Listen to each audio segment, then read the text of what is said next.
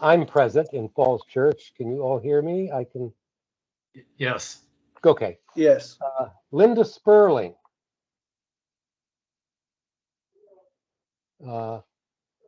Kevin Morris. Present from Braddock, Burke, Virginia. Great. Pete Sitnick.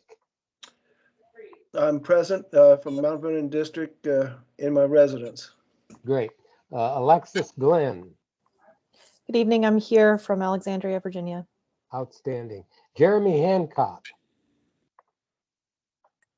Jeremy Hancock. I am calling from Clearwater, Florida. Oh, great down there. Mary Pauline isn't with us. I think that is, am I missing any members? M. David Skiles. Are you in, David? Okay, who am I missing? Eric, I don't think. I think Yeah. I called. Okay, yeah, Eric's in Springfield, Springfield. from my residence. Actually, Fairfax Station, but close enough. Okay, I guess that's it. And we have a new member.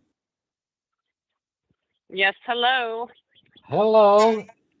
And I saw your name once. Could you give it to us again, please?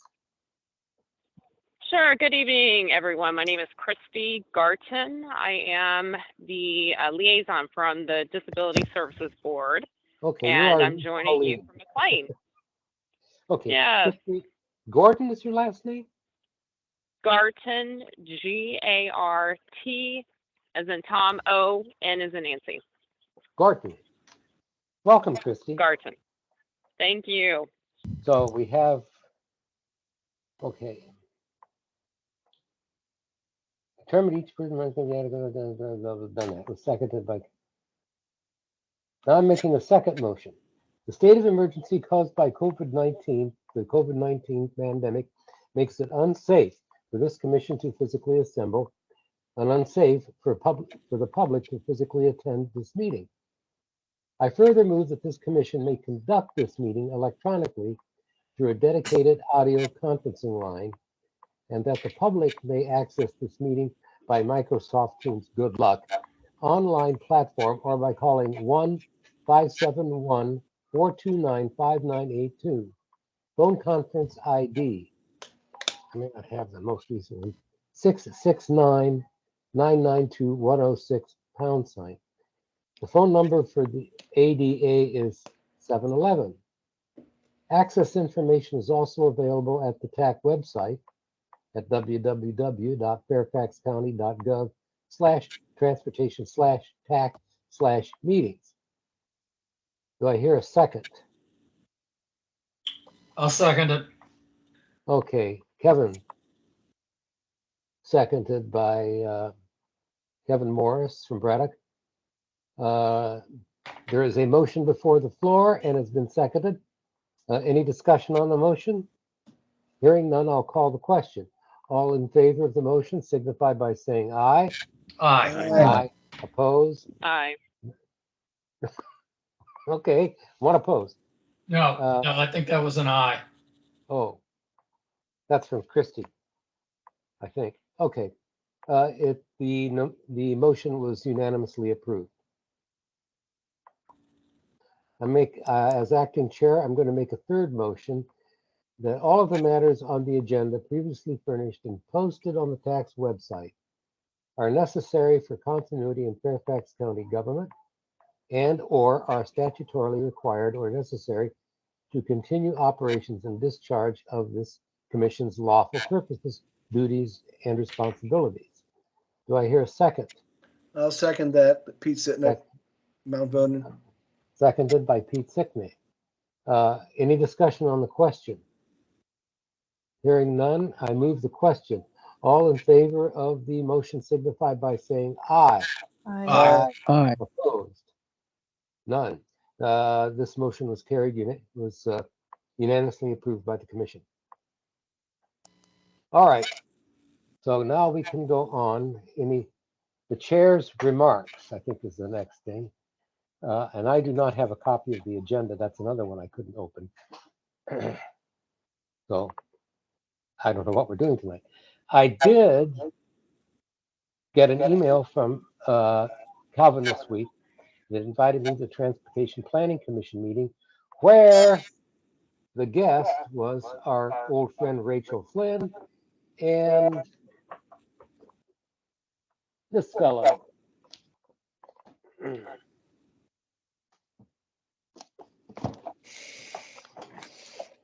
Donald Shoup, author of The High Cost of Free Parking. I have read this tome, and so has Rachel. And so I would commend this to you. I think it's out there on the Fairfax County website or Channel 16. I would commend it to you. You get a chance to get a thumbnail sketch of Donald Shoup's views on free parking. And those of you who listen to Rachel and listen to me know that this is one of my hobby horses. So I would recommend it to you. How many pages in the book? Probably about 500. It's a long book.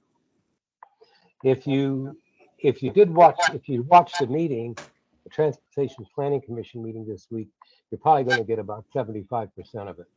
So, for in an hour you'll get the drift. Let's see. Do I have a copy of the agenda? This is a June meeting. Yes.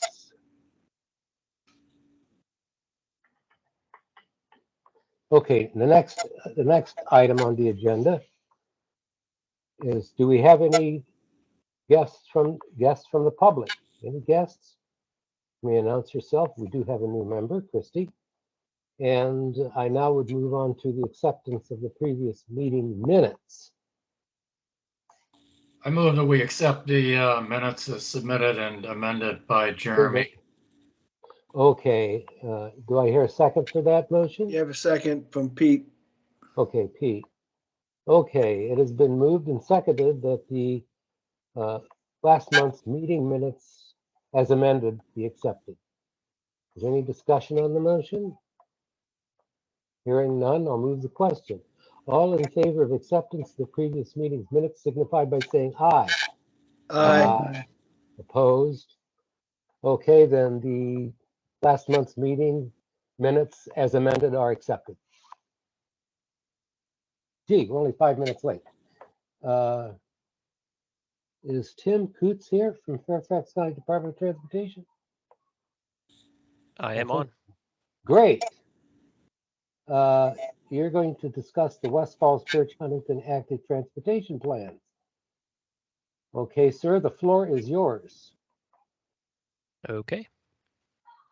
Gonna pull up a presentation.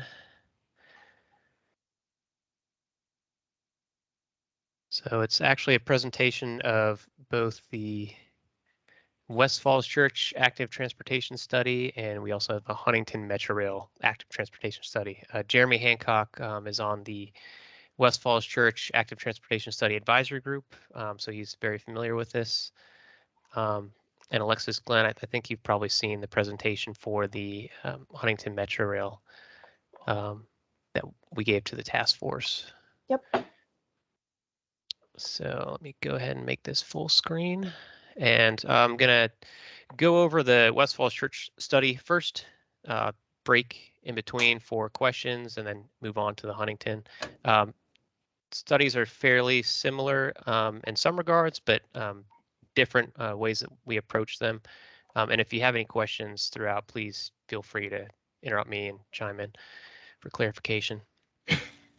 But the West Falls Church Active Transportation Study, I'm going to cover the background, how the study came about, what the purpose is, go over the study area, so the geographic area, talk about the groups that are supporting it. So the advisory group, which I mentioned, made up of citizen associations, PTAs, and then the technical group, which supports the advisory group, and that's made up of folks from VDOT, FCDOT, of course, and other subject matter experts that can kind of assist that group and help them along.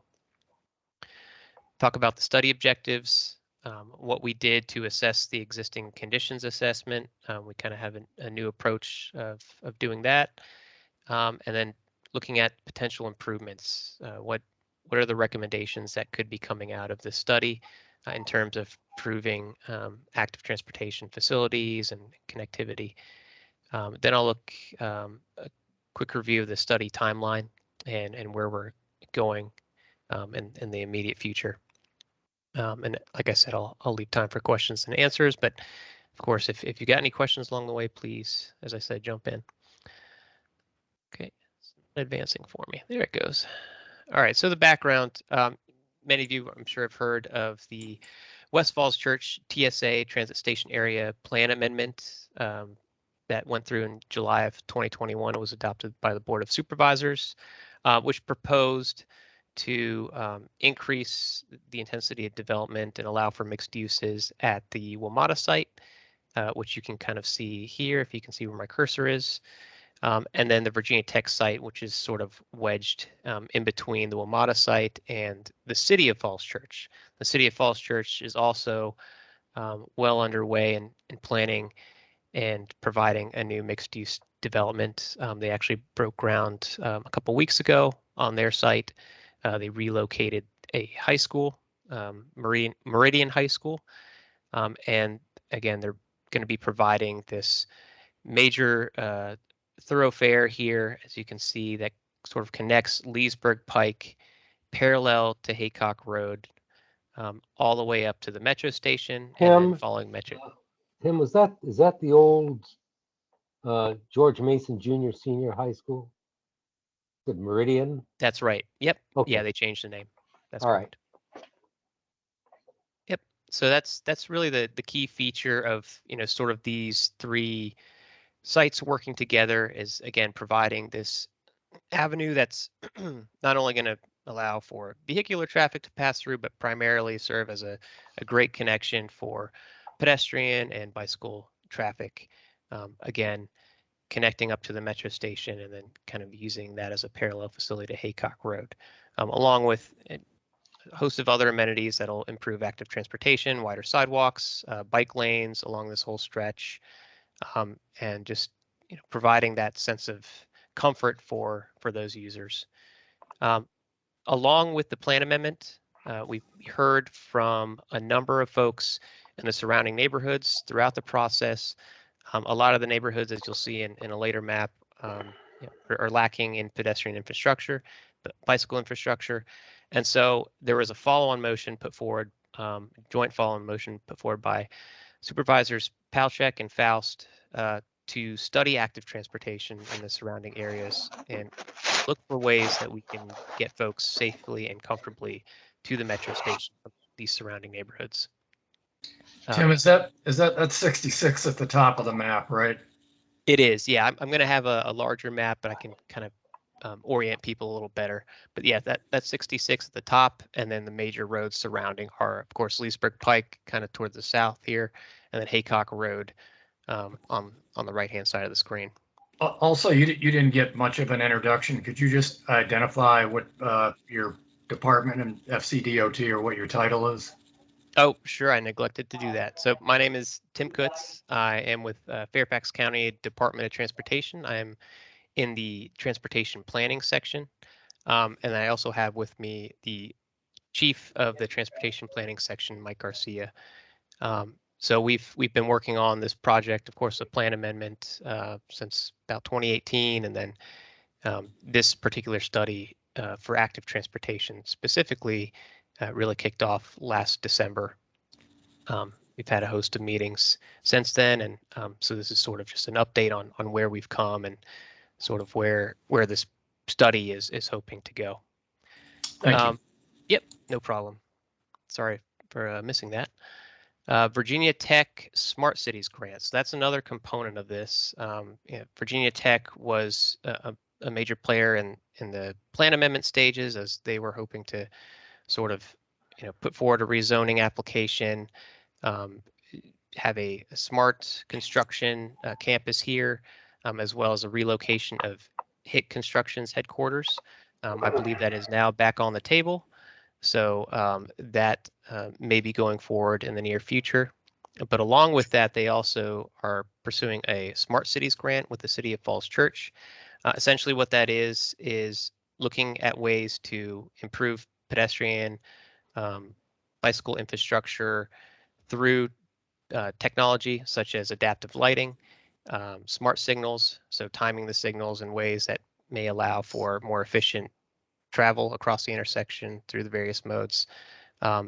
That is still in the early stages. They're kind of determining what to do with that, but many of the benefits we'll see through that program are going to be seen in the city's site and then along this corridor here, as I said, kind of coming up to the metro.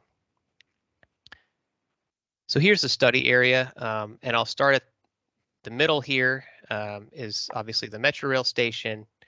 You can see, of course, I-66 kind of cutting through the middle of that east-west. You have the Dulles Connector coming from the north. As I said, Leesburg Pike, Haycock Road, there's a couple of the other major roadways that sort of front the site. And then you have the Metro Rail Yard here to the north of the Metro station. Beyond that, you see this green shaded area. That's what's called the 1 mile effective walkshed. So that's anywhere you could walk 1 mile from the station entrance following the pedestrian routes that are existing today. So you can see if you compare that to the next sort of area here, this 1 mile radius as the crow flies, there's a lot of places that folks can't get to within that 1 mile radius due to some of the existing infrastructure today. Obviously 66 being a barrier in a way, and the rail yard. And you have some roadways here that don't provide the best pedestrian connectivity surrounding the metro station. Looking beyond that, we have a 2 mile radius. And so our focus with this study is to look at pedestrian infrastructure improvements, pedestrian recommendations for the 1 mile area, that inner circle, and then looking farther out to the 2 mile radius, looking at network improvements for cyclists. You'll notice some other blue dots scattered along the map. I know it's hard to see in this image on the presentation. You can look at a bigger blow-up map here following the link. But essentially, that's just indicating where we have currently planned projects in the TPP, and those are highlighted in red. And then we have pink outlines indicated with the blue circles here. Those are recently completed projects. So you can see that there's already been a significant amount of work done within the immediate area, and currently a few projects coming down the pipeline. So we're not really starting from scratch with this project, but as we'll see later on, there's certainly areas, many areas that could use improvement around here.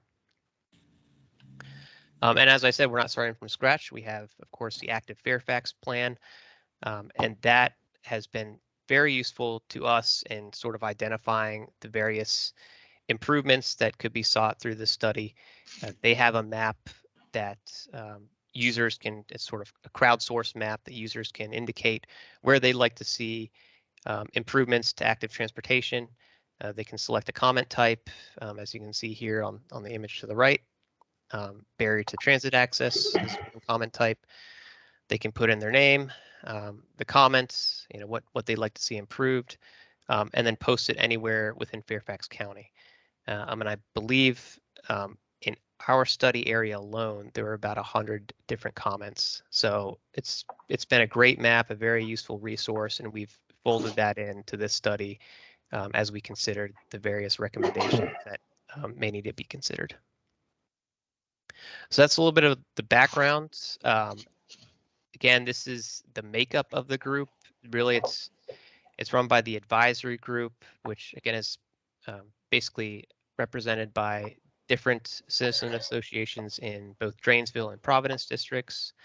And they meet about every month and a half or so. We've met, I believe, 4 times now. We have our 5th meeting coming up next week on Tuesday, just to discuss what they'd like to see improved within the study area. Most of them live within the study area. They talk with their neighbors, get their feedback, and they come to us with what they'd like to see improved. We then go to the technical group, we being FCDOT, and the technical group, as I said, is made up of various subject matter experts and different departments, and they can sort of help guide the recommendations, noting where we might run into issues, constraints, and then maybe offer some suggestions on how we might be able to implement or different different ways that we might be able to approach some of these issues that are being found throughout the study area. So the objectives, we have obviously the biggest one is making sure that this is a community-led process. We're meeting with the community and making sure that we're taking in their feedback so that we're developing a study that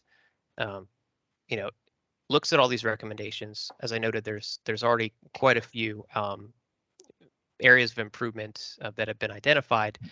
But looking at all those different recommendations and prioritizing them. So looking at to see which ones the community really wants to tackle first, if we can identify some funding, how we can best use that funding to improve active transportation around this metro rail station. So that's obviously another major goal is improving safety, accessibility, and comfort for all active transportation users. And not only connecting to the metro rail station, but we have some other major area assets. The Washington Old Dominion Trail is located about a mile south from the metro rail station entrance. Major regional trail that is lacking connectivity today, as well as many surrounding neighborhoods, older neighborhoods that are lacking sidewalk infrastructure.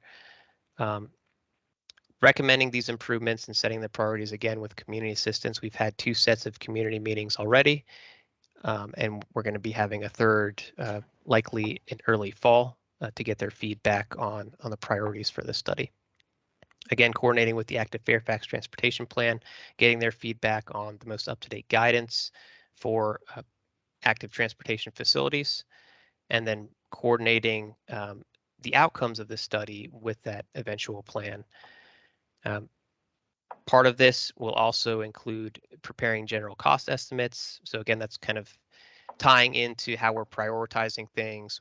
Which of these things might we be able to fund more expediently, and how can we get some of these major priorities done in a timely fashion. Informing the rezoning process, as I mentioned, the WMATA rezoning process is already kind of underway. That's an outcome from the comprehensive plan amendment. They are looking to develop fairly soon. And so we want to make sure that we have recommendations from this study that can help inform that rezoning process. So how are we looking at the study area and assessing existing conditions? One thing we've started to look at, aside from just analyzing the traffic, I'm sure you've all are familiar with traffic impact analyses, looking at traffic volumes, delays, but we haven't really had a good way to evaluate quantitatively how the pedestrian infrastructure is functioning. And so that's kind of what we're attempting to do here through pedestrian level of comfort. This is a methodology that was devised for Montgomery County Planning Department in fall of 2019, and they're sort of including as their first pedestrian master plan, which should be rolling out towards the end of this year. And basically it's a point-based system that rates pedestrian facilities, so sidewalks, pathways, based on different factors that could contribute or detract from comfort. So scores can be made up of different pathway widths, posted speed limit, buffer, striped parking lane, street trees, average daily traffic, whether there's a bike lane or not, whether there's a curb or not. All these different things can affect the score.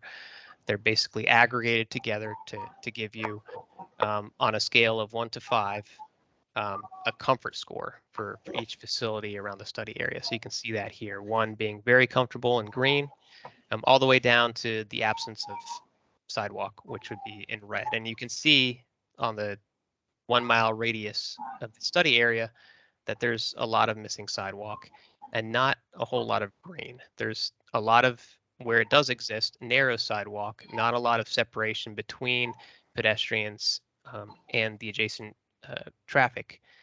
So we've kind of used this to identify, where we can make improvements along this network and where we might need to focus more of our attention. So here's kind of a couple examples of how we've applied pedestrian level of comfort. Hey, Tim, if, Go ahead. just as Pete from Mount Vernon, your checklist of how you evaluate comfort levels and all, I'd suggest one additional thing is the width of these roads. Because you talk about the pathway width, but the width of the roads definitely makes a difference to me when I'm walking alongside one.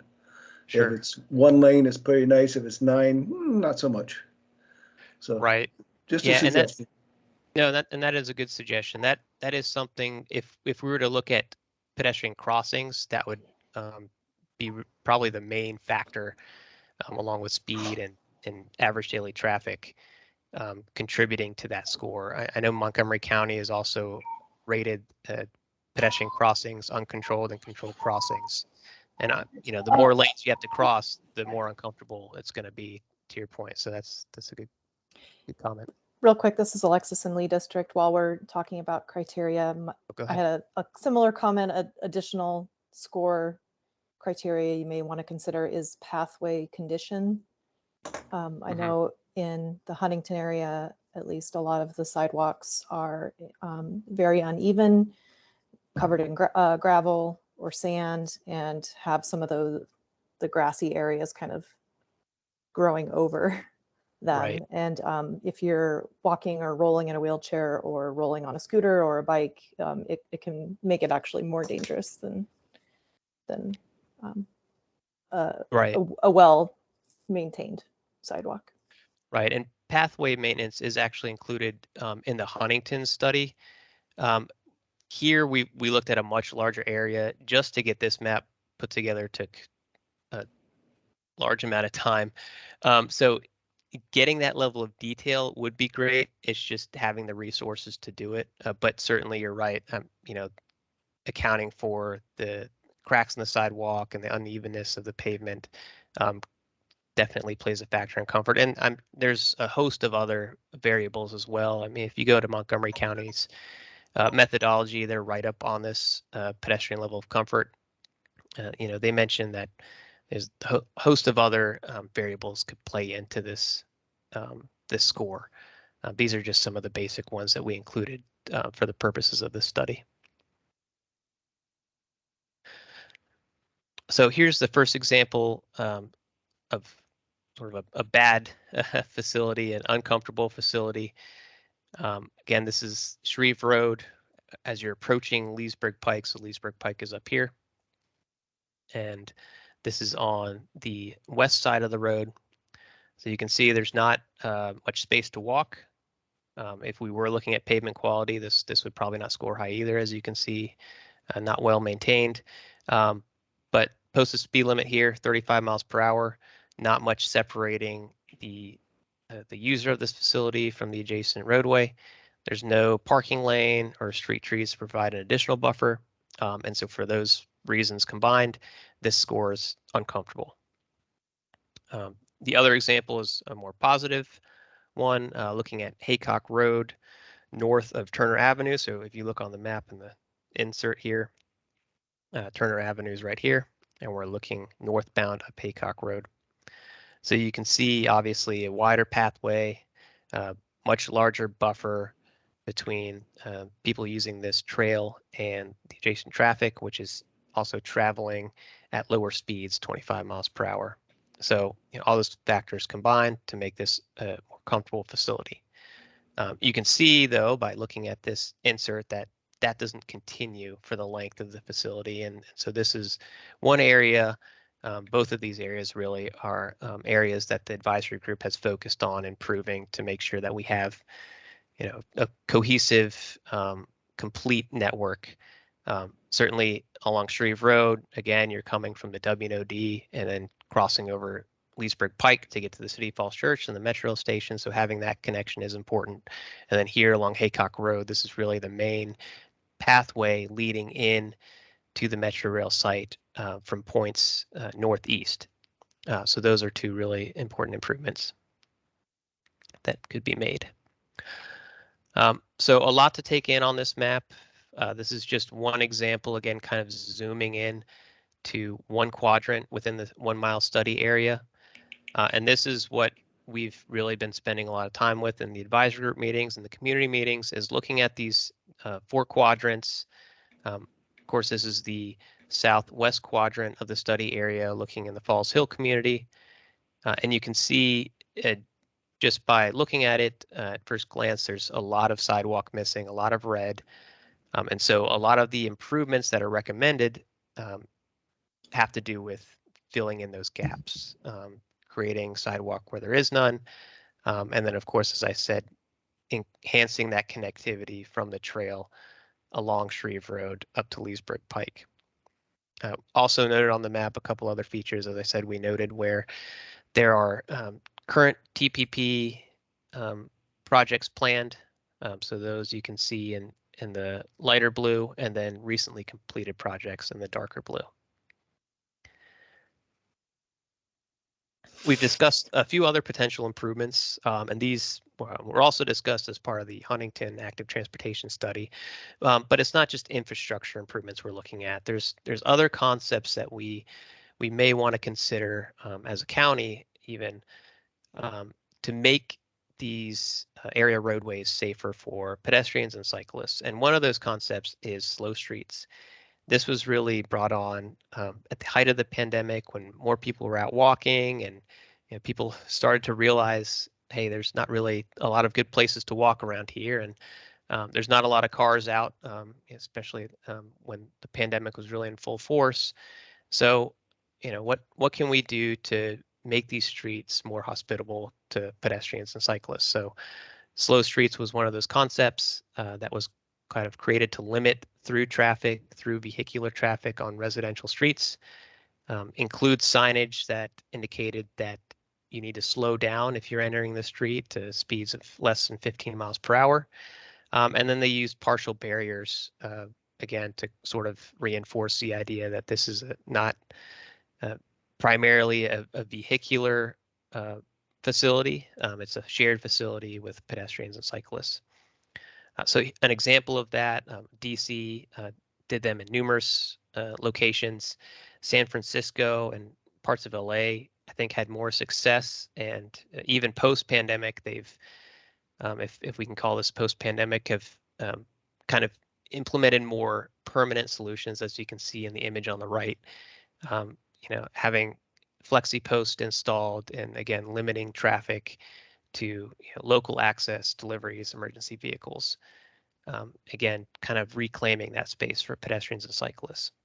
So there are a couple areas around the study area that we've talked about, possibly including that concept. Of course, the roadways are owned and maintained by VDOT, so that is something that we would obviously need to discuss with them. But one idea, at least, to sort of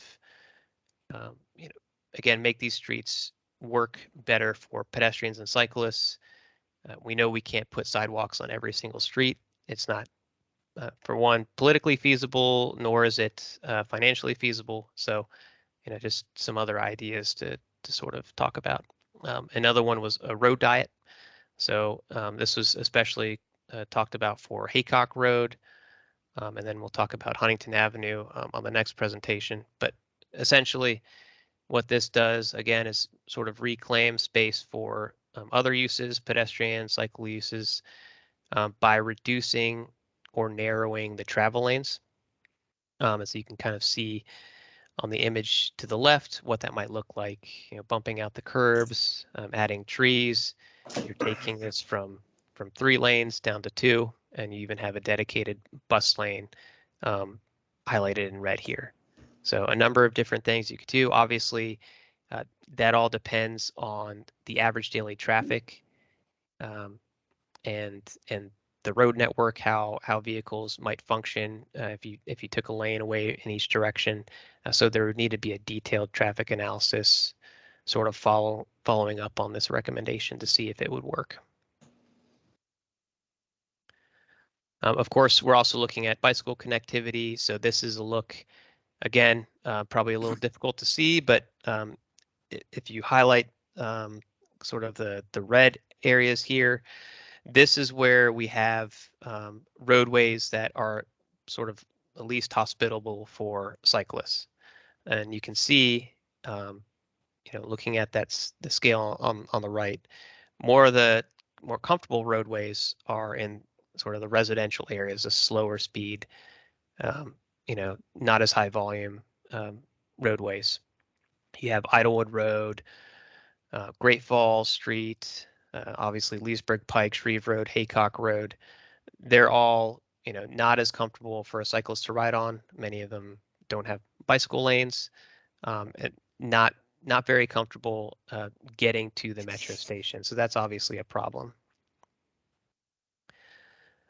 So with that, we've, with the help of really Fairfax Association for Better Bicycling, kind of helped devise what network improvements we'd like to see, and kind of put these forward with our community survey, recommending different segments around the 2-mile radius where folks would like to see improvements. Generally speaking, whether it's a bike lane, a shared use path, just where they would like to see the bicycle network really be improved. So here's where we are currently.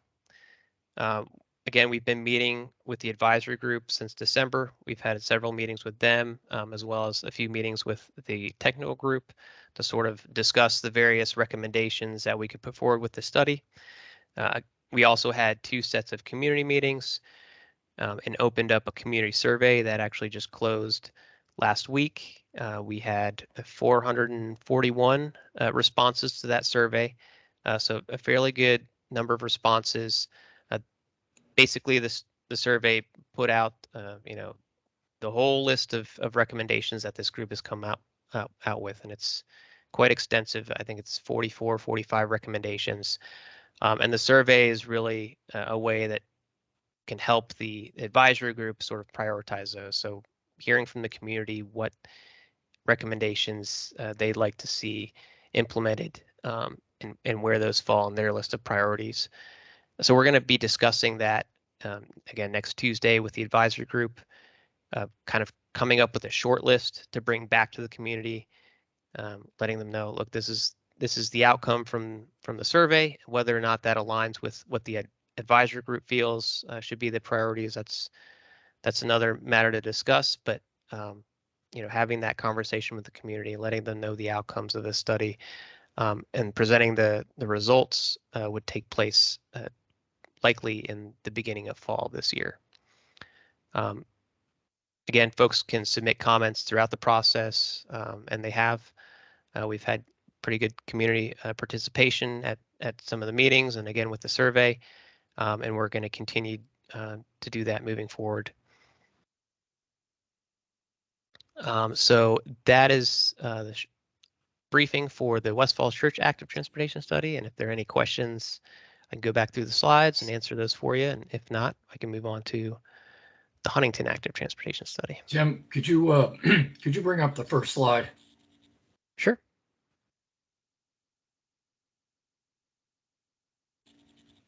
Maybe the second one that shows the walk shed. This one here? Yeah. So that's going to be the good area to walk. But basically, when we looked at the map and a few pages down, it's, all red rated death trap at the moment.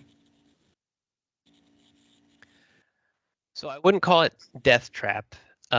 Again, these are older neighborhoods that were built before sidewalks were a priority. And again, a lot of these roadways might not need sidewalks.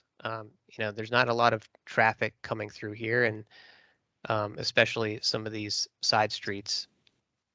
But this is just showing where there are no sidewalks.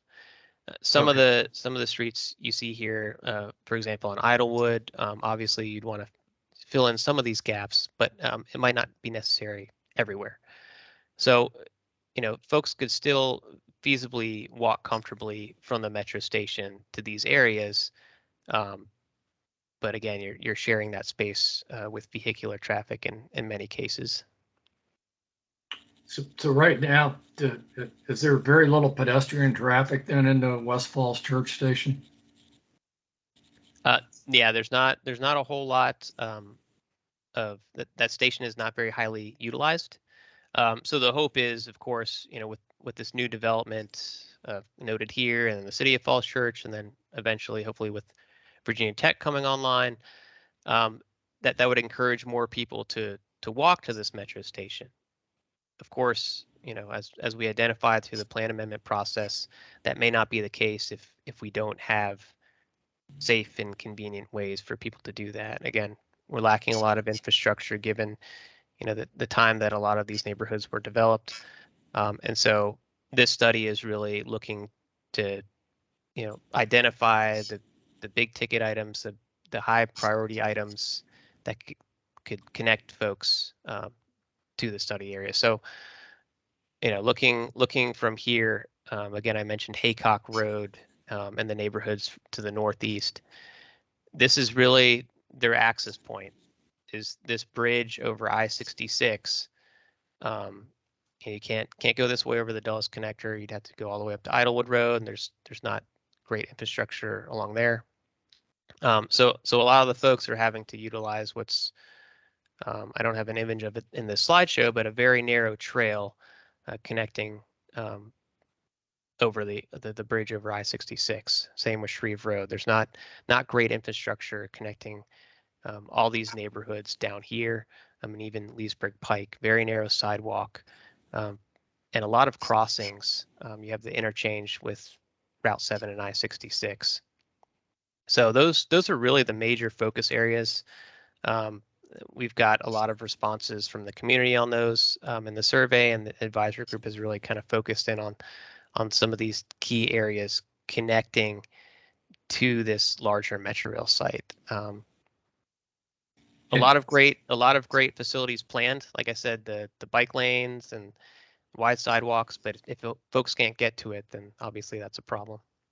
So, and what does Tech have there now? So Tech has a campus located right here. It used to be shared with UVA, and they, at one point during the plan amendment process, were proposing a smart construction campus, as well as HIT Construction, which is in Fairview Park currently, was going to relocate their headquarters here.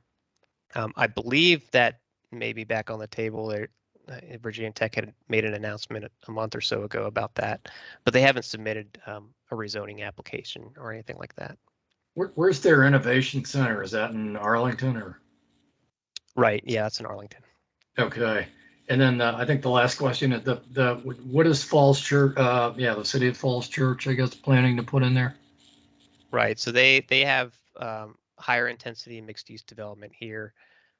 So this, you can see the boundary here. This is all City of Falls Church. So they'll have apartments, retail, a whole mix of uses, and they're trying to activate this streetscape as much as possible. They have sort of an activated median here with, potentially closing off some of the streets to hold concerts and things like that on the weekend. So, I think they're going for a mini mosaic of sorts, but there's going to be a lot of activity here between this and the Metrorail site. So one thing I neglected to mention is we have a signal. You can't see it. It's kind of off the map here at Leesburg, Pike, and Haycock Road. That's really how folks, from the Falls Hill neighborhood to the south are getting to the Metro currently. They are proposing to add a new signal right here. This is Chestnut Street intersecting with this new drive all the way up to the Metro station. So that would be another improvement from this effort from the plan amendment and the City of Falls Church development is having that enhanced connectivity across Leesburg Pike. I wonder the, when maybe more appropriate question for Metro, but when the Falls Church, West Falls Church Station site was selected, did they realize it would be 30, 40 years before the proper infrastructure, went up around it to make it a popular station?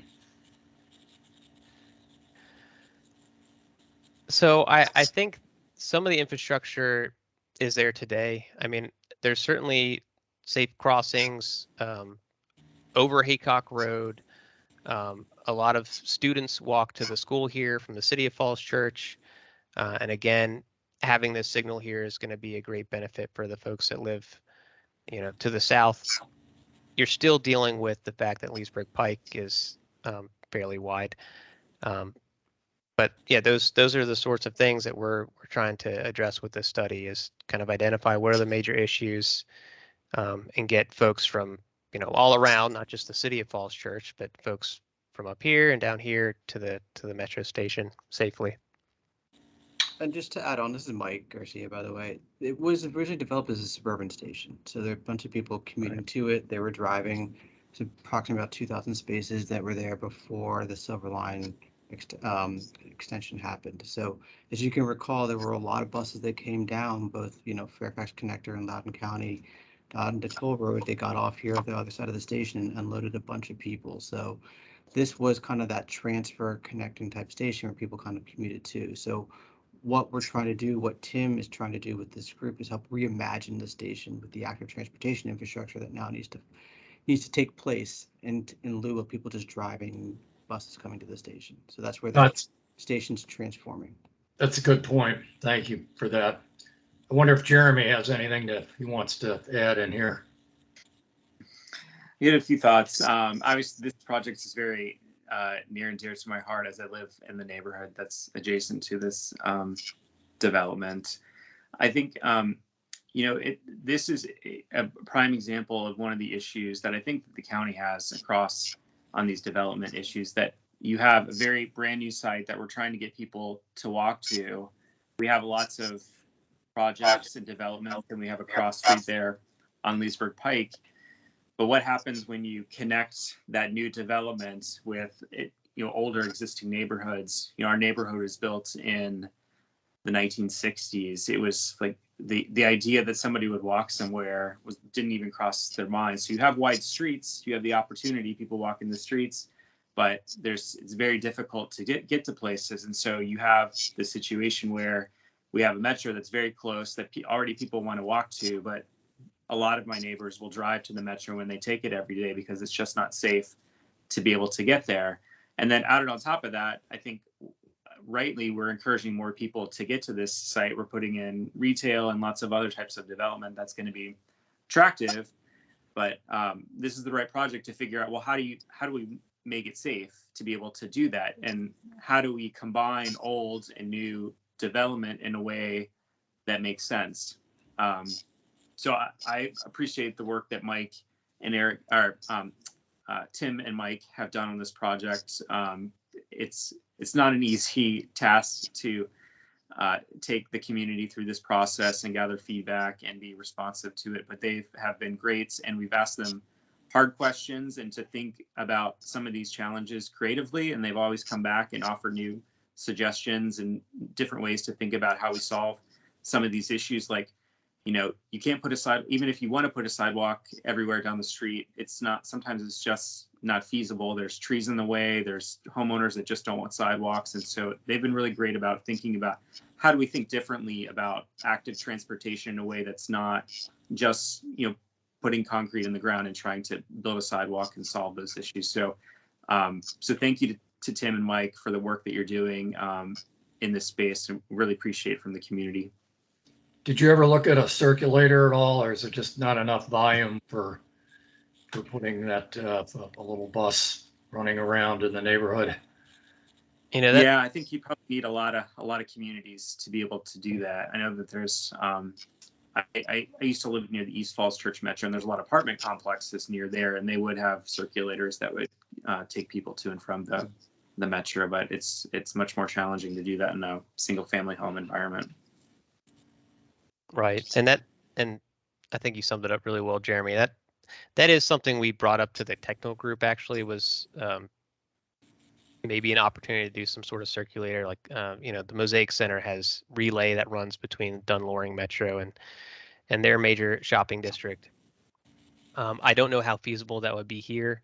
There's a lot more density up kind of in this area here on the map, a lot of apartments, and again, Leesburg Pike, not the best sidewalk facility, and kind of a longer walk to get to the metro station. So the thought was to maybe look at that as an opportunity. We did include that as an option in our survey as well, just to see if maybe folks would, like that as an option to supplement active transportation. But I don't think that one was a very popular one in our responses. Yeah, what we saw more of, so there's been times where the West Falls Church Metro, the parking lot has been reduced due to construction, and so surprisingly, the response to a lot of communities is people have gotten motorized scooters, and so that has been kind of the way that people have solved it to be able to get to the metro. So obviously biking, but other scooters and other types of flexible transportation has been another way to do that. Thank you.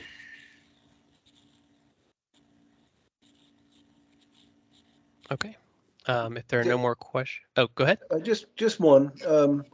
The slow streets, I really like that concept. Really like the idea of pedestrian level of comfort for grading streets. I just wish it was something that came about some years back before some of these roads got built. That would have been a good thing. But my question on the slow streets is 15 miles an hour. I understand that with VDOT controlling most of these roads, that there's been a lot of, at least, discussion about taking from 25 to 15. Has VDOT moved along on that to allow Fairfax County to reduce these speeds, or are we still in progress? The last update I had on that was we're still in progress. We do not have the authority to do that as of this time. Okay. I was hoping. Thank you. Yep. Okay.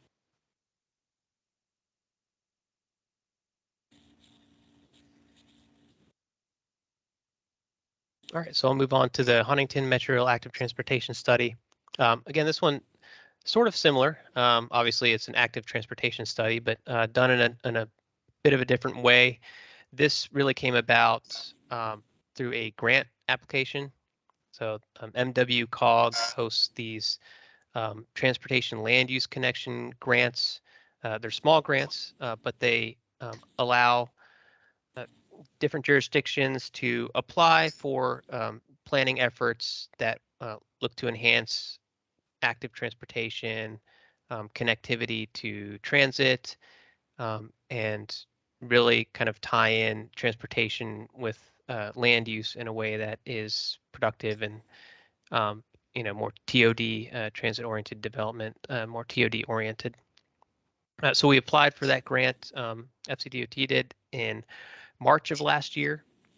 And then the project, we got selected, and the project sort of kicked off last fall.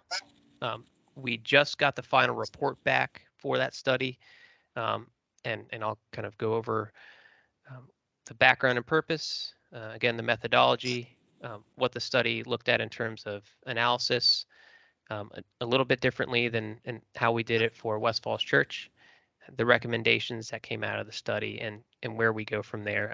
As most of you probably know, we have ongoing right now a plan amendment for the Huntington Metro Rail site, and they're actually meeting right now. It might be wrapping up in the next few minutes. So this study can sort of help inform that, but it's really looking at the wider Huntington TSA transit station area. And so here is a map of that TSA outlined in red, and the existing sidewalk infrastructure within the TSA. You can see the Huntington Metro Rail is right here, sort of in the middle. And then the TDA, the Transit Development Area, is shaded in yellow.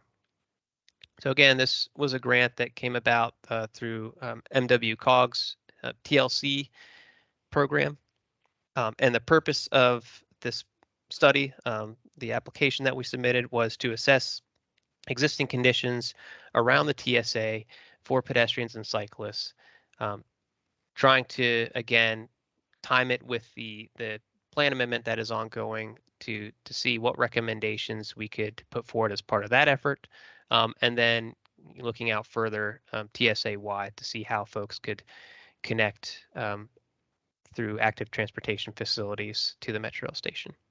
So we analyzed the conditions, both existing conditions and in the future, given some of the recommended improvements in our current comprehensive plan and our trails plan, and our bicycle master plan and area plans, and then proposed a new set of recommendations to sort of go above and beyond that to see if we can further improve pedestrian comfort and bicycle level of traffic stress, which are two of the metrics we'll talk about.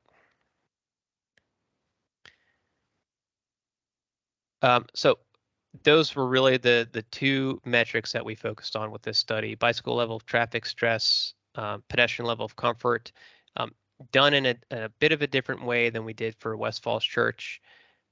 Instead of using all these variables for pedestrian level of comfort, you're really looking at posted speed, number of lanes, as we said, facility type, presence of a buffer, the width of the sidewalk quality, and lighting. So having some pedestrian scale lighting present.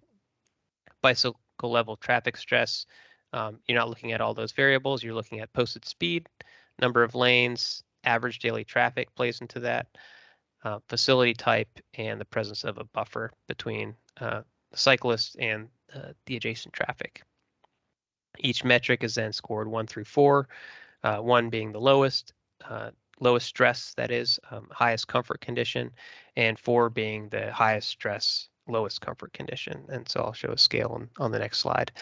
Again, looking at 3 different analysis scenarios. So existing conditions, sort of the future baseline, the current planned recommendations, and then going beyond that to look at additional recommendations. Tim, didn't you have a lot of those criteria in the previous ones or not? I mean, the quality of the sidewalk, the buffer, and I thought you said it was dissimilar to the previous. So in the West Falls Church, we did not include, for example, number of lanes and pedestrian level of comfort. That is something that if we had assessed pedestrian crossings, we would probably look at. And then sidewalk quality and lighting, we didn't include as variables. Of course, they are good variables to include just for the purposes of that study, since we were looking at a lot more facilities. That's a larger study area. We didn't include those. The method in which they are assessed was also different, and this kind of provides an example of that. So whereas we looked at sort of the combination of all those variables in the West Falls Church study to produce a score, this analysis, again, this is done by a consultant. Farron Pierce was a consultant on this study, took the weakest link. So if you're looking at the bicycle facility, the example here is Huntington Avenue, and this is west of Metroview Parkway, looking towards Telegraph. You can see the different variables that come into play for cyclists. So posted speed, ADT, lane count. And what we took here is the worst score of those 3 variables. So posted speed limit, 30 miles per hour here, that scored a 3. Lane count, there are 4 lanes on Huntington Avenue here, that scored a 3. However, ADT was greater than 15,000 average daily vehicles per day. That brought the score down to a 4. Instead of kind of using a combination of all those variables, Barron Piers, with their methodology, takes the weakest link. So you have an overall score of 4. Looking at the pedestrian level of comfort for this same stretch of roadway, posted speed limit, again, not necessarily a high speed. You have a score of 2. Buffer scores of 2, lane count scores of 3. However, the sidewalk is quite narrow here, and that that specific variable scored a 4. So that's the overall score. So that's really and I can rehash that if I need to. I know it's a little confusing, but that's really the main difference between this methodology versus the more aggregate methodology for West Falls Church, which I think a lot of us preferred, but just another way of looking at I think it might have been Commissioner Sitnick to deliberately throw me off, who had suggested the number of lanes be included when we were talking about the last one. And so I took that in my memory to be that they were included, but you're right, they weren't. Not deliberate. I'll take your word for it. Okay. And also to note, the weakest link analysis, as noted here, doesn't apply to bicycle level of traffic stress for facilities that are off street. So if you have separated cycle track, for example, which you don't have any of those in Huntington or in many parts of the county, but that would automatically score as an LTS 1. So that's the highest best outcome there. So again, different way of looking at it.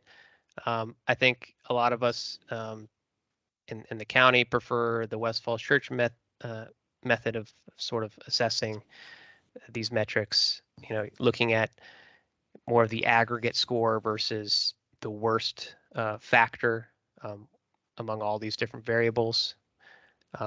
But again, we're kind of looking at different approaches here and trying to incorporate more of this type of methodology into our studies. So this is at least a useful way of looking at it for Huntington. And so here's what that looks like existing. So this is looking at pedestrian comfort. You can see the TSA here.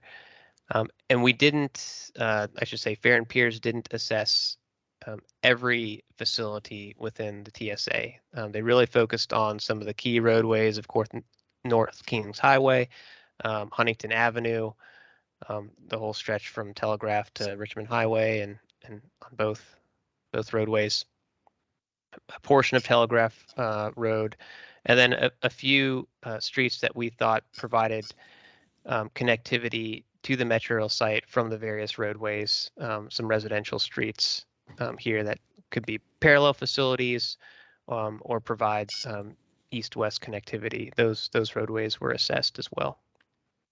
So you can see, do we have a question? I'm sorry to interrupt. Oh, go ahead. I'm surprised, and I guess maybe I didn't see this or notice this the last time I saw this presentation, to see, it looks like, is that James Drive up at the top and Catherine Drive that are yellow.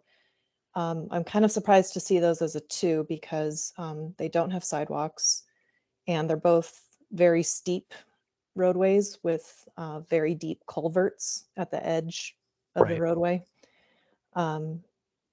Which I understand, I get that they're not a high vehicle traffic, but not sure I'd consider them comfortable to walk on either, given those factors.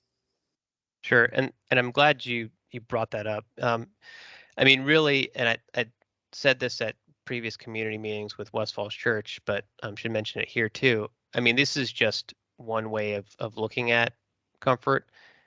It's the folks that actually use these facilities that are going to have the best assessment.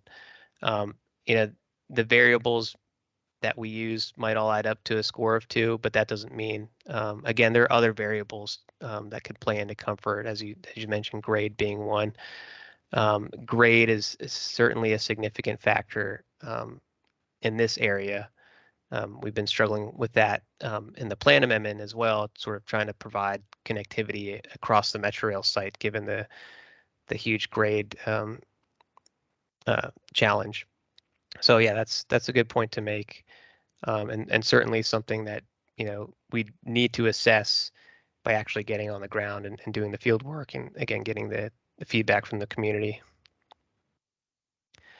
But taking that, looking at bicycle level traffic stress, same thing. This is again looking at those several variables that I mentioned earlier and combining those.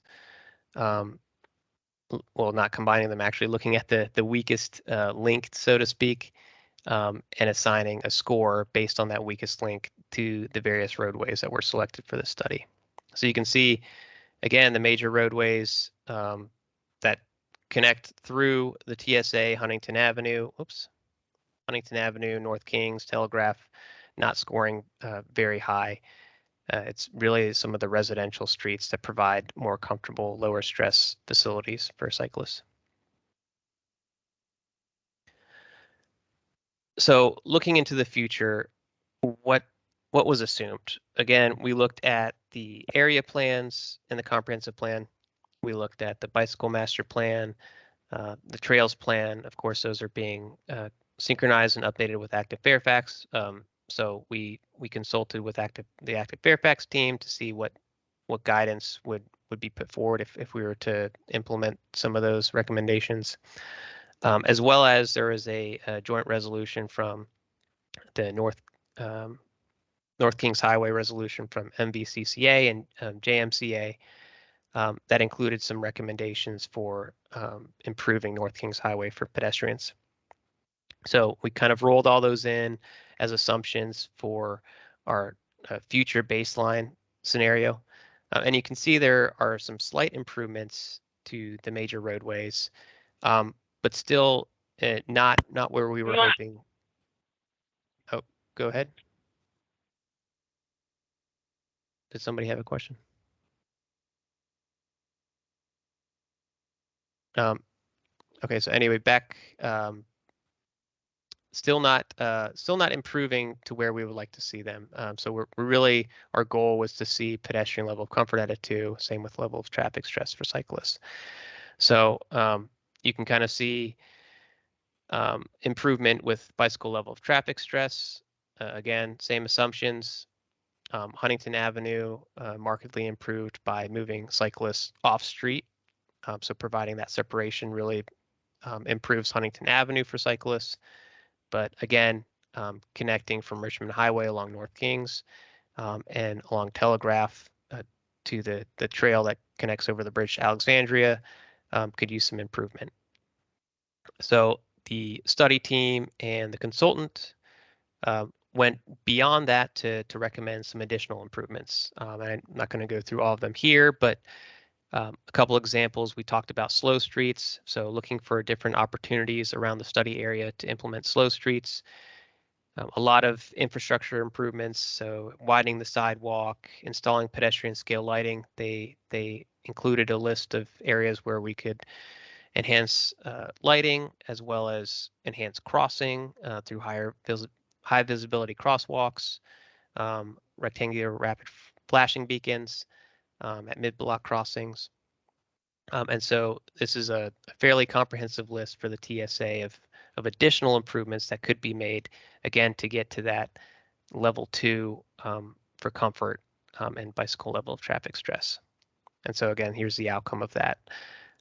Obviously, that would require a lot of work implementing all those recommendations. But you can see a marked improvement in pedestrian comfort, including as well additional crossings over Huntington Avenue and North Kings. One thing we didn't talk about yet is block length and having long blocks without access across major roadways to get to the other side. We have a major trail here, the Cameron Run Trail, that's planned and partially implemented. That's going to be a major area asset, and getting over to that is going to be of significant importance. Tim, Go ahead.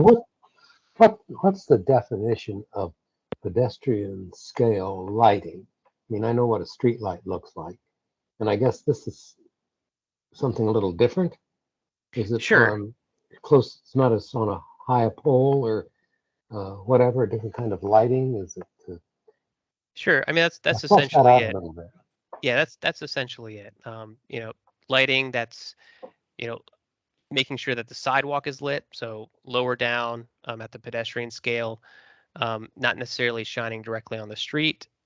So helping not only pedestrians see at night where they're walking, but also people driving along the roadway. They're not looking at a dark sidewalk or a dark crosswalk. They can see Is this, pedestrians using the sidewalk. And I think I've seen some of these things in different places. These are a shorter pole with kind of a glass bulb on the top, a glass lantern that right, sheds light in all directions rather than a street light that beams down from 30 feet up right onto the street.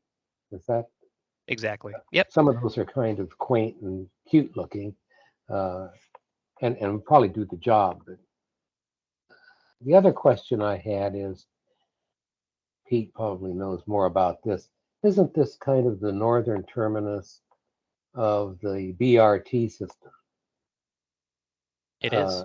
It is, and so you're probably going to have a lot more traffic in this area. And there's already some residential here, although I think a lot of it's pretty old. Is there any plans to change the zoning to increase the density of residences? Some of these could probably be torn down and repurposed with, low-rise condos or apartments or something, whether that would be what they want to do here. But you're probably going to have a lot more pedestrian traffic. And then Pete's term is place. This is going to be I guess that means it's a kind of what I would call a destination. Like Right. this could be kind of a destination. Might even have any plan for mixed commercial, residential, possibly even employment if you have office and professional buildings there. What's the county's thinking on that? Are they going to do that, or Sure. I not? mean, there's a number of different developments. I don't have it in this presentation, but in the presentation to the Huntington Plan Amendment Task Force, various developments kind of popping up all along North Kings Highway, Huntington Avenue, Richmond Highway, that are mixed use oriented. And of course, the Huntington Metro Rail Plan Amendment itself is looking at increasing density and mixed use options. So certainly it's going to be a draw for people, and that's why we thought this would be the most appropriate time to look at, again, pedestrian and bicycle connectivity around the entire TSA. Similar issues with West Falls Church, excuse me. We're going to have this potentially this development here at the metro station. How do we get people conveniently, comfortably, safely to that destination? With the BRT you mentioned, yes, this is going to be the terminus at Huntington Metro Station. It's going to run along North Kings and then down Richmond Highway. So that's a great benefit, but also provides some challenges in the limited right of way we have. You can see here, even with all the future recommendations that were in that laundry list, bicycle level of traffic stress still isn't as great as it could be. It's not perfect because you're dealing with the BRT, which is going to be running in mixed traffic. Again, you have these older residential communities that we're not going to want to affect and widen the sidewalk. So it's definitely a challenge trying to squeeze it all in there. But I think. Go ahead. Did I hear you correctly that the BRT is going to run in mixed traffic in this area? Because my knowledge of it is that it's going to have dedicated lanes on Richmond Highway. It will, yeah. Yeah, but on North Kings Highway. Run into a traffic snarl there. Well, I think the thinking is that you wouldn't. I mean, the BRT is going to allow for folks to, again, use transit to access this area. And then, with this study, putting forward recommendations that would enhance the pedestrian and bicycle network, hopefully also get people out of their cars and using other modes rather than vehicular modes to access this area and travel along North Kings Highway and Richmond Highway. So Another that's the thinking, at least. another chestnut there, as I recall that area, you're not too far away from it. You have some automobile dealerships there. I presume Oh, they're yeah. still there. And of course, that's low intensity land use with lots of asphalt parking lots. Is there anybody given any thought to, and of course, you can't bomb them out, but I mean,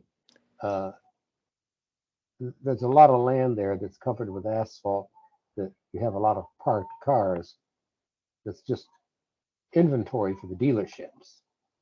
And I notice around here, a lot of our dealerships are farther out in the county where land is cheaper. Anybody given any thought to what could or should be done with that, or is there any? Because that's just an awful lot of land that's not being used, at least in my humble opinion, not being used to best advantage, either for commercial or residential. Sure. Yeah, I mean, there have been various plan amendments that have kind of gone forward and tried to think about exactly that, how we could best utilize the land to fit this, transit station area. And again, the Huntington Plan Amendment is looking to do that as well.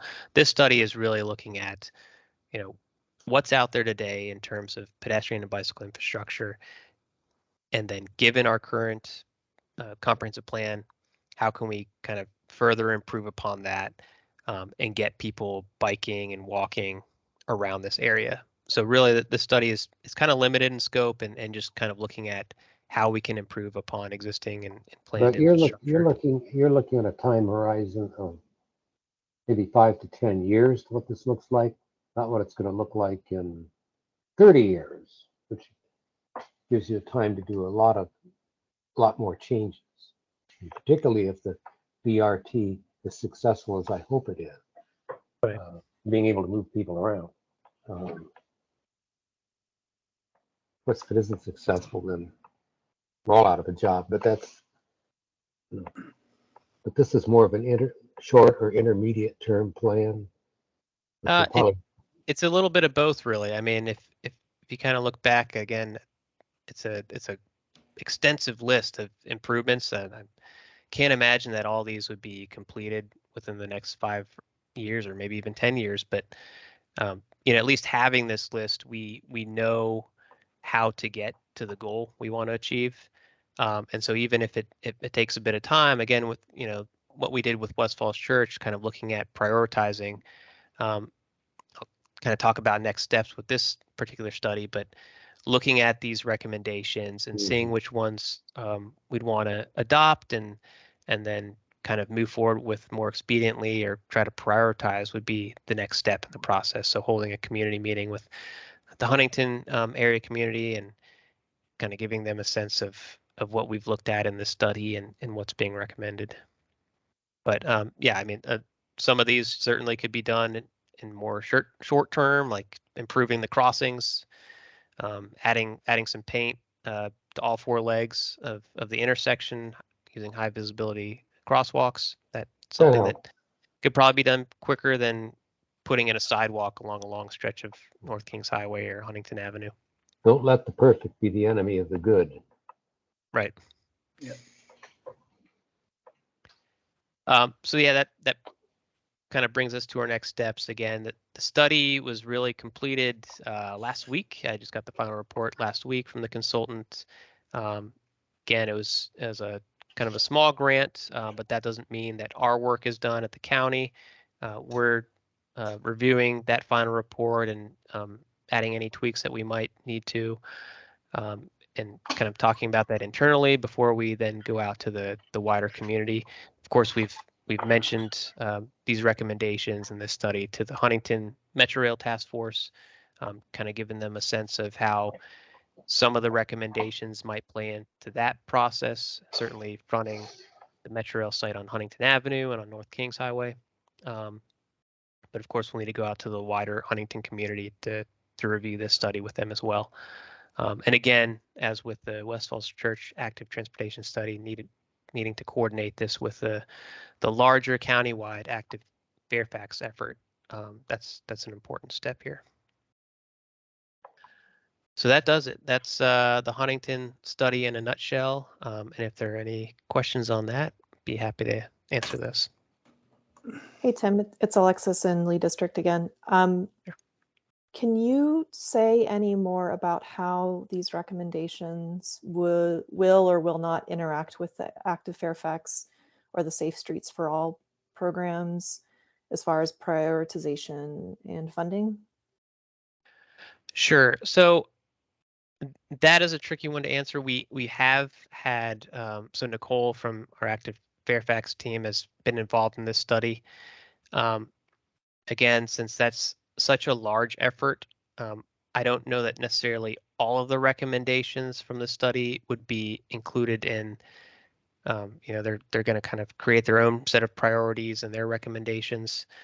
I don't know that they would all be included in that list, but certainly any that the community wishes to adopt and we get buy-in from, the county as well.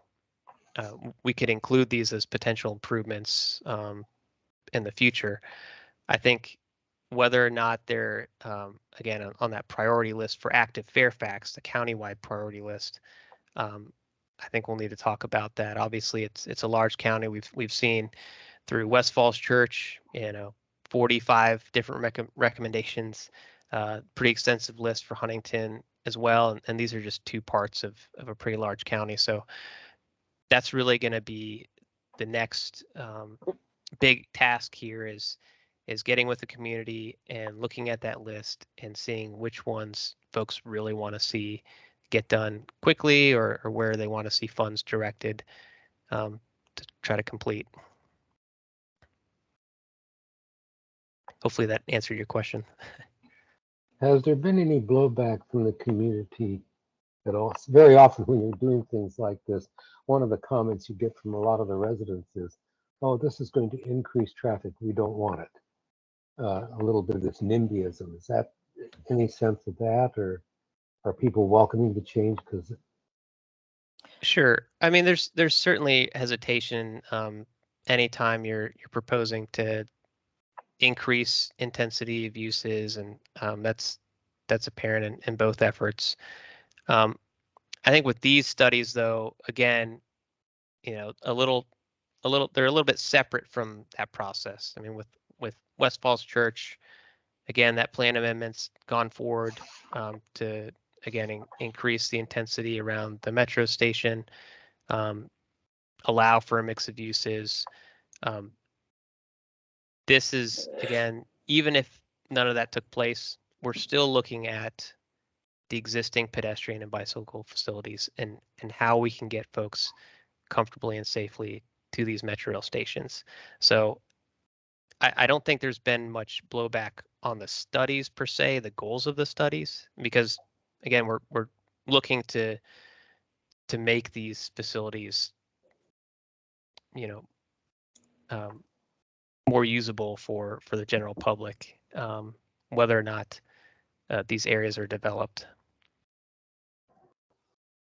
I feel comfortable speaking as a person who lives within the study area and used to represent the study area on a citizens association. And I speak with neighbors and neighboring associations all the time. We are very, very much in favor of all of the recommendations of the study to make it safer to walk and bike. Even folks who primarily drive would like to see a reduction in traffic because more people are walking instead of driving a quarter mile or a half mile to some of these destinations within the transit area. So very much looking forward to the opportunity to see some of these recommendations put into the ground, hopefully. Great. Tim, I'll ask Tim, the raise. You talked about funding issues. Maybe we could talk about that a little bit. I think the concern we do a lot of studies in Fairfax County, and the concern I hear in the community is, well, if we do a study but don't do anything about it, does it really matter? So maybe can you talk about what the funding for these type of projects looks like, what the, what's realistic and what we're able to do here? Yeah, I mean, that's really the toughest part of this. We're going through all this effort to do these studies and meet with advisory groups in the community, and we need to make sure we're setting expectations. We have these big lists of all these great things that we want to get done, but realistically, at the end of the day, we're not going to get 100% of this, in the next several years, if ever, because of the expense and the effort. But there are certainly areas that we want to see prioritized if funding does become available, and we need to get that. We need to get those set so that when funding does become available, we can point to these things and say, look, we've talked to the community, we've talked to task force, advisory group. This is what they said they want to see, implemented more expediently, or where they want funds directed. And so I hope they're at least helpful in that regard. The Board of Supervisors in looking at active transportation countywide through the Active Fairfax plan, and I think through the pandemic, people are walking and biking a lot more. It's kind of brought more awareness to active transportation, and so I think that's been a good thing. And they've directed staff to identify significant amounts of funding to improve active transportation countywide. Again, we're looking at a large county. There are a lot of areas that we've identified already that need to be improved, but hopefully these studies can at least identify the areas that most need the improvement and where the community is most vocal about seeing wider sidewalks or better connectivity across, wide roadways. Hopefully we can identify those and get some things implemented sooner rather than later. I'll also point out that we talked about funding at one of the advisory group meetings, and Tim can kind of send Calvin a link and kind of show him the exact spot where it was talked about by our director. And if that's the interest of this particular advisory commission, then I would say that you can go put the request in through Calvin. It's his own division through coordination and funding, and they can kind of put together a presentation for you. We'll talk about the funding mechanisms and streams. Yeah, we actually, after that presentation at the East Falls Church, we had that discussion. And so we had that presentation at the last meeting for this group. Oh, Noel did that, right? Yeah. The last meeting. Yeah. Tim? Yep. And on funding and such, one thing I've learned a lot working with the George Washington Parkway, we put that place from Alexandria down to the estate on a road diet, and it was accomplished fairly cheaply with paint. And I mean, there's lots of better ways to do things, but paint is not that expensive. And if I saw one of the suggestions for Huntington Avenue was reduce it by a lane, and if that's the case, that can be done fairly quickly and with paint. So I like to see something economical and done sooner than later, and you can always dream for, like others have said, Roger was one of them, don't let the perfect get in the way of something that we can do now. So, but I'm in favor, and I work with the Mount Vernon Council of Citizens, and I know we definitely support the whole wish list. So, but we also understand the reality, but we do support that whole wish list. Yeah. All right. And again, just that's a good point you raised. I mean, there are different ways of approaching the same problem. Yeah. Paint is obviously cheaper. That isn't to say it's something that wouldn't need further study. Obviously, we need to study whether a road diet is feasible. We'd have to coordinate that with VDOT in both situations, Haycock Road and Huntington Avenue. But certainly something that's been talked about a lot and considered as a potential option. Well, like Alexis, I'm I'm in that area and I drive on Huntington Avenue, and a road dot would probably help me so that you don't have people, quite frankly, jockeying for spots and being aggressive.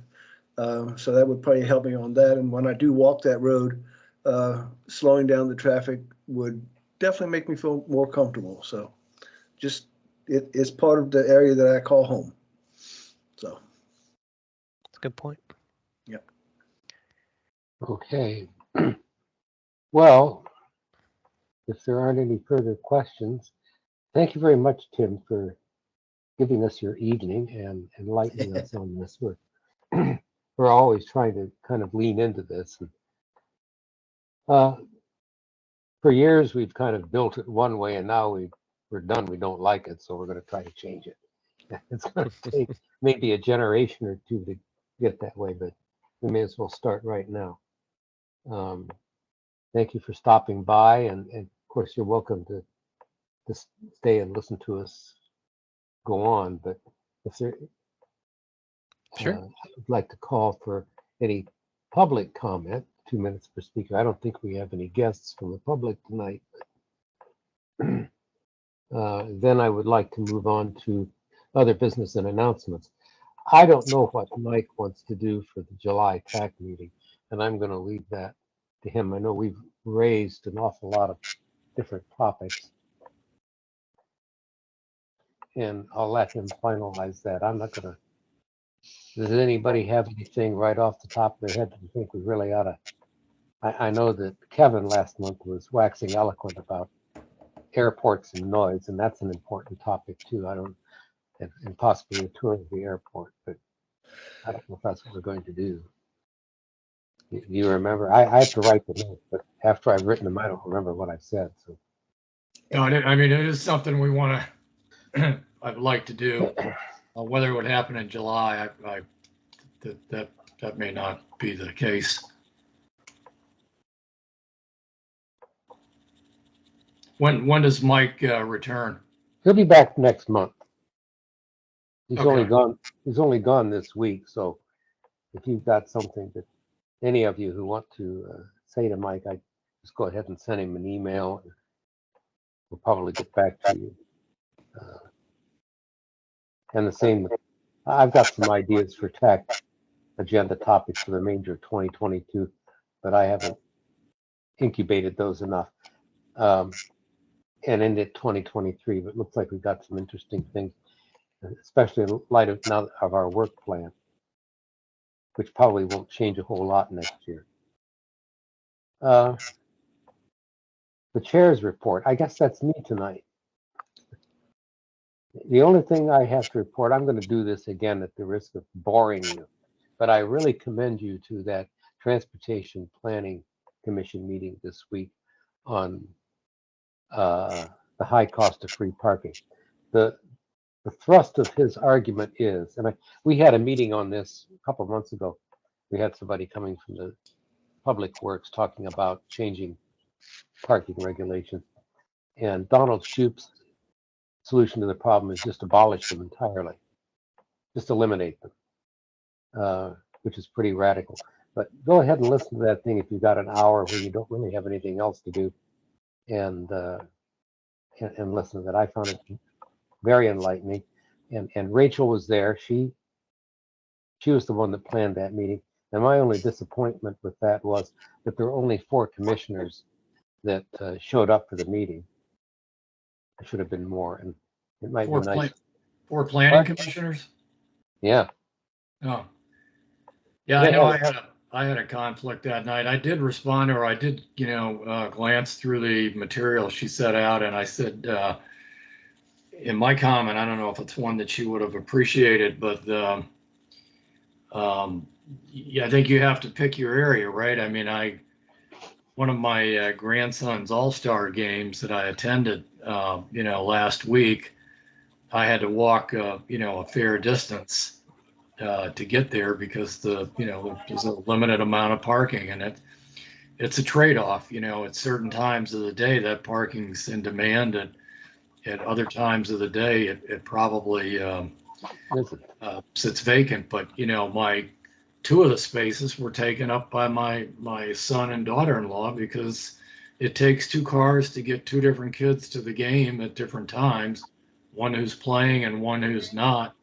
And you have two car seats in each that take up a lot of space, and that cuts down on the equipment you can carry. So, at least the gist of what he's talking about, I get, and the pictures in the materials he sent out were yeah, you probably don't want that much parking, but it's just, I don't think it's one size fits all. No, there isn't. It's the point. One of the points that he makes at the rate belaboring the obvious is if you plan parking for the peak load, in other words, we're going to accommodate everybody so that there's no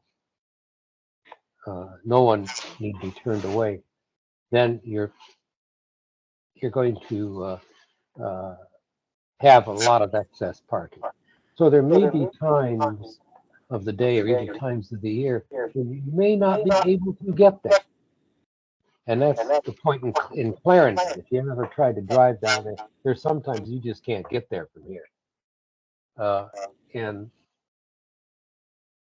I mean, I can usually get there from here, but that's just one of the trade-offs. And if you're going to try to conserve space and optimize parking, you may want to optimize it for 60 or 70% of the peak load. That's kind of a standard thing. I don't want to propagandize on that too much. But anyhow, I commend that too if you get a chance to look at it. I guess now I'll move on to commissioners' updates. I've already given you my 25 cents worth, so we'll start around the room, I guess, with Kevin, since I can see you. Any updates? I think I just want to welcome our new member and see if she still stayed with us after she saw how we organize our meetings at the beginning. Well, remember, I'm still here. All right. You got the third string quarterback in tonight, so we're not going to be as flashy when we have our all-star in there.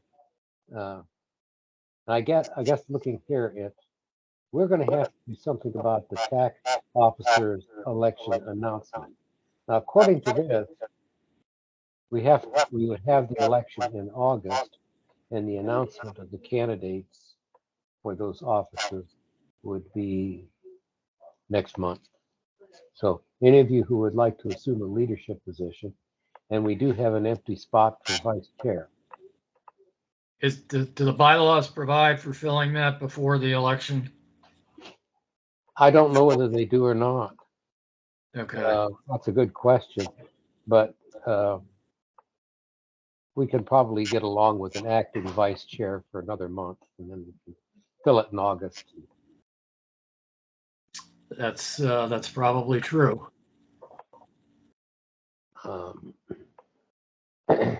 So I don't know who becomes the acting vice chair. I guess I do. But anyhow, this is one where I think we can kick the can down the road at least another month. Let somebody object. Okay, moving on. Alexis, I can't see you, but I know you're here. I am here and I don't have any updates tonight. Thank you. Jeremy?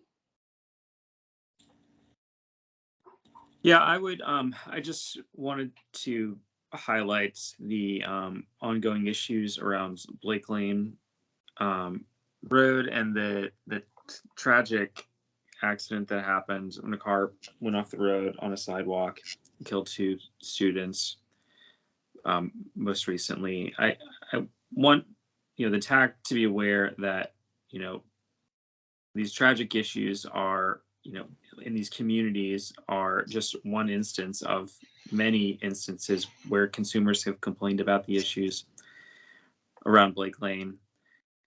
We had a child who was hit on a bicycle fairly recently. There's been lots of community meetings, concerns about the speed that cars go down these roads and the unsafe conditions. And it's unfortunate that we have to get attention after the fact.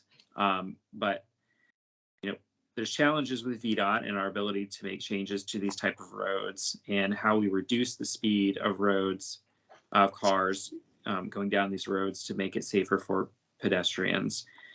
And so, hopefully we're going to have a community meeting coming up. The supervisor's organizing it along with the school board member and some others folks from the county. And so, hopeful that the community can work together and to make some positive changes for these roads in the community. Thanks. Jeremy, wasn't there a third student? Did he or she get out of the hospital, or was it just the two? I know that there were two that passed away. There was a third that was walking along with them, but I thought that the third had survived. They were okay. That story was, just to add a couple of points that maybe everybody read on it, but the high rate of speed, the fact that it was, maybe a recent graduate who owned how did he get a late model BMW?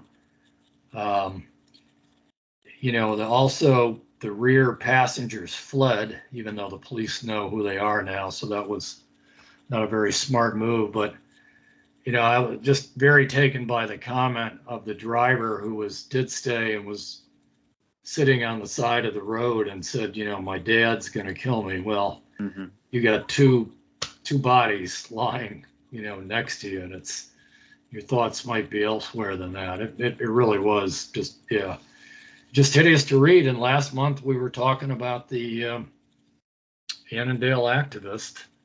So when you talk about road width, if somebody drops their lunch on and what's the barrier between the sidewalk and the road when they come careening up over the barrier? So it's a very troubling topic. And the Braddock district recently had our fatality, so they're working on that on Ollie Lane and right almost where it intersects Braddock Road. Well, Blake Lane isn't the only one. We've got problems here along Route 7. We've lost several people, and they've had a task force with regard to Route 7. It is a very hazardous road to walk along. And you have people there that are pedestrians. There's residents on one side and commercial on the other. And they use their feet or sometimes their bicycles to get to and from work or school. And I've seen bicycles on that road with people carrying sacks of groceries on the handlebars. I mean, and these people aren't cycling for fitness or fun. They're cycling to get someplace. And that is just an unfriendly hunk of highway. And so we've got some work to do. So, I agree. It's not just, someone crossing in the middle of a busy road, but, there's many instances of pedestrians on a sidewalk. We had, an instance on Shreve Road, not just, just down the street from the development that we heard from today. I mean, there's parts of that area that I wouldn't walk down because I just don't feel safe walking down. And so, we hear from VDOT that we can't do certain things. We can't do cameras. We can't do, speed signs. There's got to be something here. It's because we're not going to reduce the speed, and we don't have the police departments. We're reducing our traffic enforcement, and so I think with the county, we just need to think creatively about how we do these and how we handle these issues in the short term, and not, that this can't be a 40-year development process.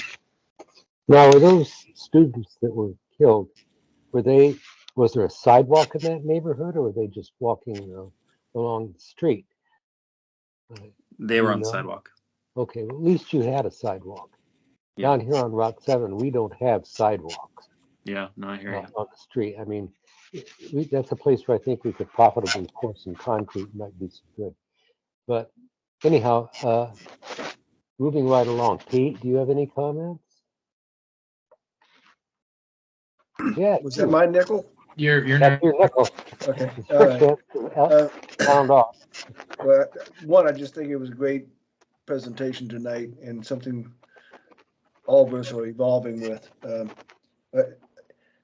My report is simple. Richmond Highway, the study is ongoing on what they call the lane analysis, what I call the over widening of Richmond Highway. We have not gotten an official update, but what I've heard through reliable sources is that 700 some comments were sent in. Roughly a little bit less than half or about half supported making the thing really wide. And about 35–40% said don't widen it. So VDOT and FCDOT has apparently taken the recommendations to narrow a couple more areas into consideration and plan to do so. But it still leaves about 40% of the highway in most people over here that have been studying it too wide. I understand that supervisors are pushing back on it, but don't know where that's going to end up. But at least the good news is we don't have 13 lanes that we had last year. The worst place is 12. But as a person that walked and crossed Richmond Highway today, I crossed it down near Fort Belvoir. And there's only 4 lanes there. But there's no sidewalk. And I had to cross that thing in between intersections because the intersections are about a mile apart. I felt like a target.